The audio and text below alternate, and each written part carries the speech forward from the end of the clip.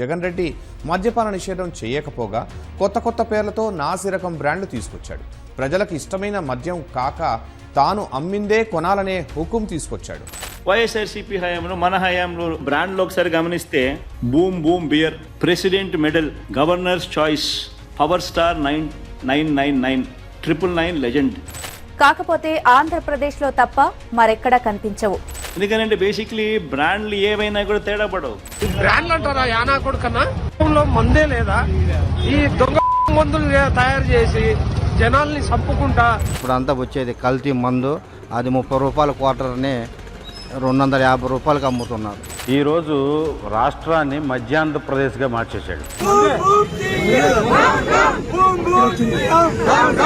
రెక్కాడితే కానీ డొక్కాడని జనం. ఆ జనానికి 50 రూపాయల లిక్కరు 200 రూపాయలు దాటిపోతే ఆ ఫ్యామిలీ బడ్జెట్లో తేడా వచ్చేసింది ఈ లిక్కర్ వల్ల. ఏపీలో మద్యం ధరలు దిగొస్తున్నాయి.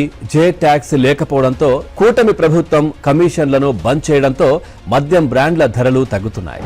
ఆదాయం ముఖ్యం కాకుండా క్వాలిటీ, క్వాంటిటీ, ప్రైస్ వీటి ఆధారంగా కొత్త పాలసీ 99 రూపాయలకి క్వాలిటీ మద్యాన్ని అన్ని బ్రాండ్లు కూడా అందించాలని చెప్పేసి ప్రభుత్వం నిర్ణయించిందని చెప్పేసి మీకు మనం చేస్తాను. ఇక పాత రెగ్యులర్ బ్రాండ్స్ రావడంతో మందుబాబులు షాప్స్ దగ్గర క్యూ కట్టారు. 5 ఏళ్ల తర్వాత ఈ బ్రాండ్స్ చూస్తున్నామని చెప్తున్నారు. గత ప్రభుత్వం కన్నా ఇప్పుడు ఈ ప్రభుత్వంలో మంచి బ్రాండ్లు, మంచి ఆరోగ్యకరమైన మందు, ప్రజలకు అందుబాటులో ఉన్న రేట్లు అంతా బాగుంది. గతంలో ఇంకా పెచ్చు, ఇప్పుడే తక్కువ, చాలా తక్కువ. ఈ చంద్రబాబు హయాం వచ్చాక వెరీ గుడ్, వెరీ నెంబర్ 1గా ఉంది. ఆ దళితుడిది, సన్నాసిడిది బాగోలేదు అసలు.